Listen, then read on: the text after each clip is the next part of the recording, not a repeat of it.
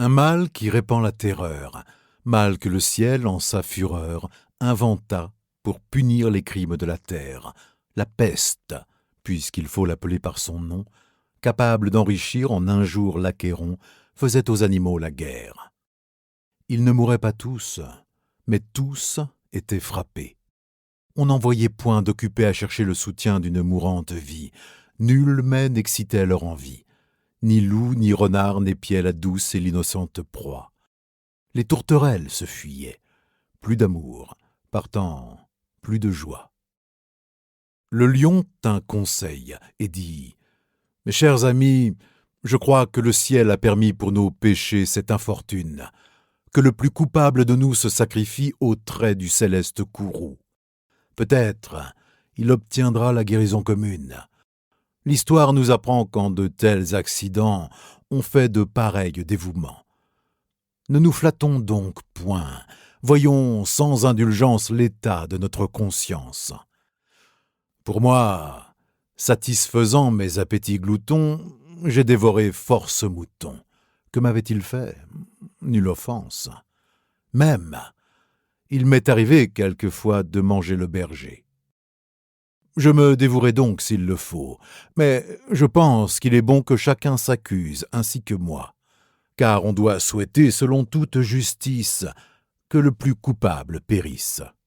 « Sire, dit le renard, vous êtes trop bon roi, vos scrupules font voir trop de délicatesse. Eh bien, manger mouton, canaille, sotte espèce, est-ce un péché? Non, non. Vous leur fîtes, Seigneur, en les croquant, beaucoup d'honneur.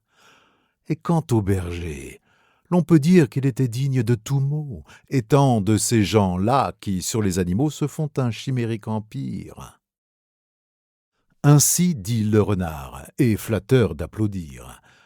On n'osa trop approfondir du tigre, ni de l'ours, ni des autres puissances, les moins pardonnables offenses. Tous les gens querelleurs, jusqu'au simple matin, au dire de chacun, étaient de petits saints.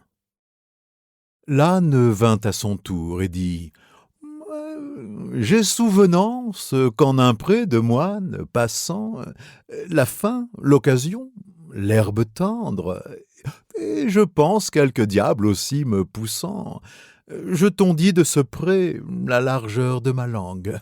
Je n'en avais nul droit, puisqu'il faut parler net. » À ces mots, on cria haro sur le baudet.